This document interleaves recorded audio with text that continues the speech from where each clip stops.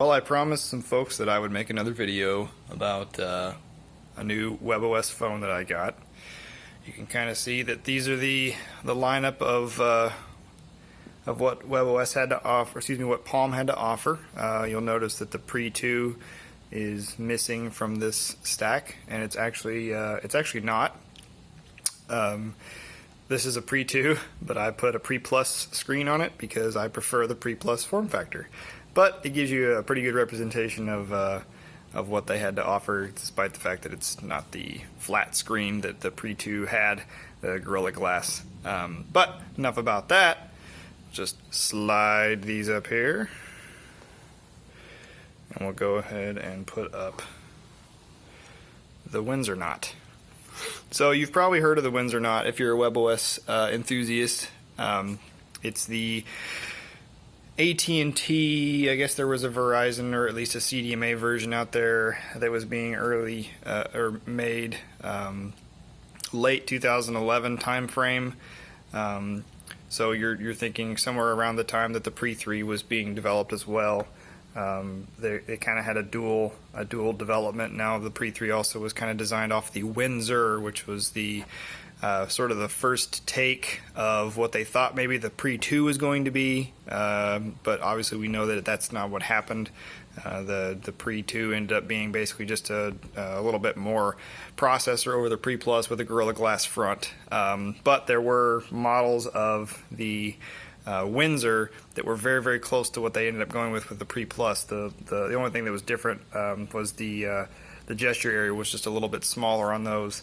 But fundamentally, other than the fact that it had a different battery, fundamentally it was pretty much the same hardware-wise as what the Pre Plus came to be. Now, so while these were being developed concurrently, for the most part, from what we know, this one got tanked, which I'll talk briefly about, and this one got pressed forward as they decided that it was more of a complete product, that they could get it out the door prior to 2012, which was important because AT&T had required all phones in 2012 and beyond to have 4G capability, in which this one was not ready for, which is why, as I said I would talk about, it got tanked. Now there's a little bit of theory there that AT&T was driving that, but I think maybe Palm saw the writing, or excuse me, HP at this point saw the writing on the wall that they weren't going to have time to get this up to spec for the upcoming technology, and it was going to already be dead before they released it,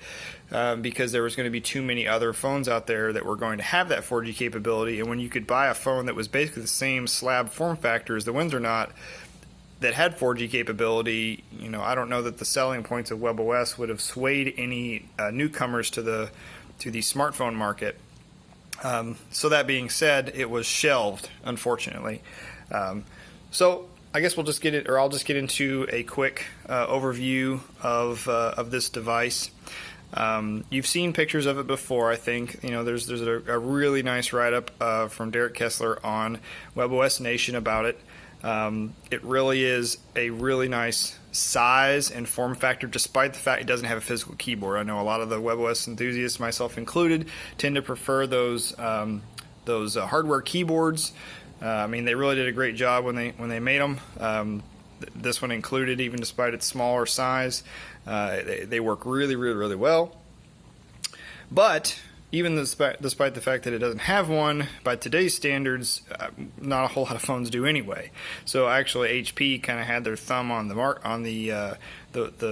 way that the market was going, so they knew that the slab was kind of the way to go. I tell you what, this is a really nice size device. I tend to prefer smaller phones. I mean, I think if you're a webOS enthusiast, you probably do. You may have already jumped ship to an Android or an iPhone, and you know, you really don't have much of a choice of what size phone to buy anymore. There are a few out there. Come to mind is the Samsung Galaxy Alpha, which is a really nice, almost iPhone 5 copy, but it's smaller form factor. Of course, then you got the new Apple iPhone 4, what the heck did they call that? I don't remember. It's the, or SE, that's what it was. So another 4-inch, give or take, form factor phone is out there, which is kind of nice. This is another 4-inch design. you can see that the Pre-3, is pretty close in size. Obviously a little bit different when you extend it out a little bit, but so you could actually compare that with my Nexus 4. If you've got a Nexus 4, this is a flagship device from I think 2012 from Google. Actually, there we go. That LG made. Oh, you guys see my awesome Palm sticker on the back there. So as far as screen size, I mean, there's obviously a bump in screen size on the Nexus 4, which I think is about a 4.5 inch screen, give or take, off the top of my head. But if you've got one of these, mine's currently running Android, but it tends to bounce back and forth between Ubuntu Touch, Sailfish, and whatever else I feel like installing on at the time. Oh, and LinOS, of course. But currently running a Marshmallow build. But this video is not about this phone, it's about the size of the phone. So you can kind of see that if you like this form factor size, excuse me, not this form factor, but if you like this phone size, then you probably really would have loved the Windsornot. Given that it's pretty similar. So the Windsornot, same design here. We got the volume rocker, mute switch on top, and power button on the side. You've got the stereo speakers on the bottom, so they kind of match the concept that the touchpad had to offer there, with the micro USB as well. And the microphone again would be embedded in the bottom speaker grill there somewhere. So the back is a nice kind of, I hate to say glass, but it's like a glossy plastic feel. And then there's the camera with flash, LED flash on the back as well. So you also notice probably that this screen hasn't been turning off. Well, as you can imagine, these were really alpha hardware, and so the software that it was running was also pretty darn alpha as well. See if I can get this to work here with my thumb. Oh boy. Well, I was going to keep this video short, but in the attempt to bring the Windsornot back to life, I had to do a battery pull anyway, and I figured now that I would just go ahead and show you what was inside the back. Same Pre-3 battery. Obviously it's got some interesting markings on it, but basically all you would do to get it going is you would actually slide this side in, kind of push it into the side, and then let it drop down in there. So a little different than the Pre-3 would operate. Took a full-size SIM, and then you would just line the back up and press down the sides all the way down, and it would be nice and tight in there. So if you've got a touchpad, like most of the ones that I've experienced, to turn the darn thing on, you got to sit there and hold the power button down to get it to come on. I think this is maybe that's by design, so you don't actually power on and off your device all the time. But this one, you just tap it once, you're going to see absolutely nothing happen for a little bit, and then the system will decide, all right, I guess he was serious, and then it will boot up, so you'll see the HP logo there in a few seconds, most likely. Unless, of course, it makes me a liar, which happens every once in a while when I make these videos when you're talking about alpha hardware or unreleased devices. Yeah, it's going to make me a liar. That's good. So, now we'll see what happens. I held it for a half of a second longer. It may or may not do anything. It's fun to play with this stuff. I hope you guys like watching me, there we go, see? Stumble through my videos with these weird devices, which you just never know how they're going to operate. Now let's try. We'll get in here and show you a few things. So you'll notice it's basically set up exactly like a touchpad, which is what the build was based on, webOS 3.0. So same tabs here with the apps, downloads, favorites, and settings. So you kind of see that give as you go across. It's sort of slides into place. Kind of have to help it there to get it to go. So it's a little bit slow, a little bit buggy as far as that's concerned. So we'll go into device info and I'll show you what it tells me it is. So we'll see if we can actually see that, because it's kind of cut off a little bit. So there you go. It's 8 gig, 5.7 gig available.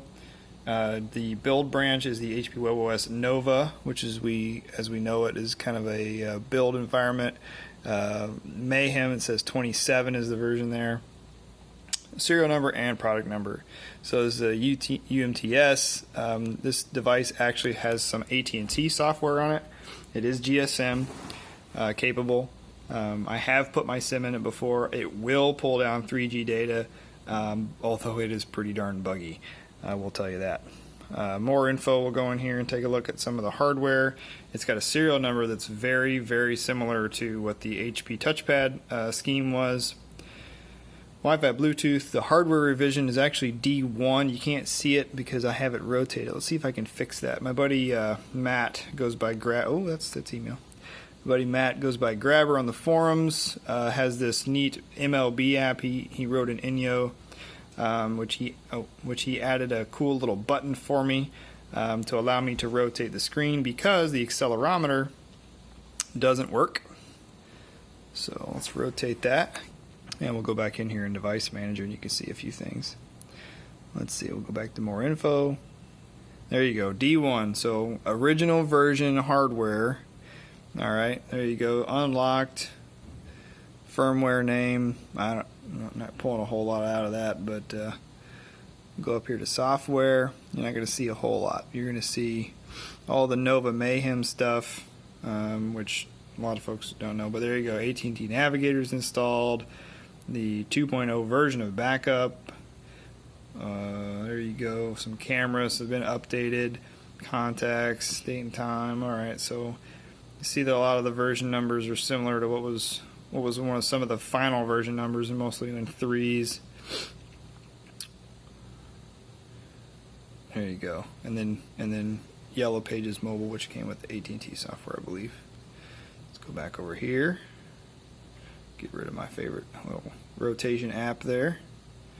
And notice the touch isn't perfect.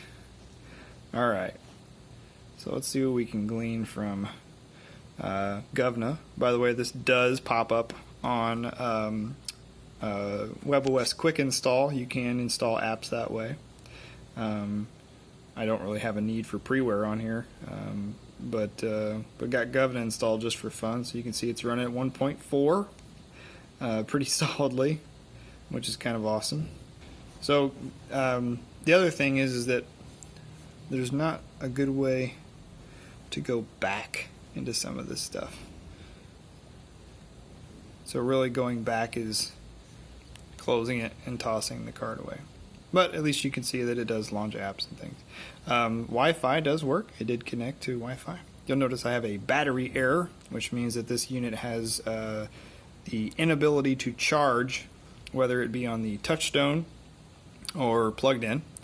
It does have touchstone capability. It will connect, or it will sit on there and magnetize just fine, but it will not charge. So all I do is charge up a Pre-3 battery in a Pre-3 and then toss it over when I want to play with it. I haven't really tested Bluetooth. It does have all the working buttons, though I don't believe I've ever got it to play any sounds. So I was able to make a phone call, but there was no audio routed, unfortunately, and it would not notify me when I was being called, so that's a problem. I was able to create and save a contact, so that does work, though I don't believe I added my my Google contacts or anything, because that stuff's not going to come down without the Open SSL update anyway. And between you and me, there's no way in heck I would install anything that system level on this anyway, considering it's a touchpad version, and I don't even want to know. I don't even want to know what it would do. But I think we'll just go ahead and wrap it up. I mean, overall impressions of this device was that it's a really nice build quality. I think this is pretty close to what the end hardware would have been. I can't imagine it getting a lot better than this.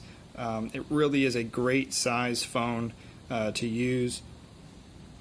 Obviously the software is the biggest part that would need the most work, but as far as what was here, it showed a lot of promise. It showed a lot of exciting change that would have come to webOS, and so it is a little sad that it didn't come to fruition.